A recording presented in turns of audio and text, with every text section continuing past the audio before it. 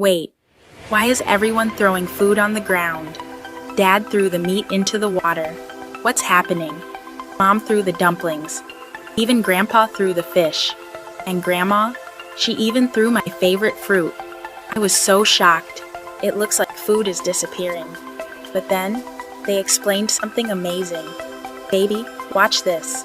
In the Northeast, nights are freezing cold. So cold that if you pour a cup of hot water on the ground, it instantly freezes into ice. We can actually make a huge ice block and put food inside it. This is nature's very own giant freezer. See? No food wasted, just frozen magic. Isn't that amazing?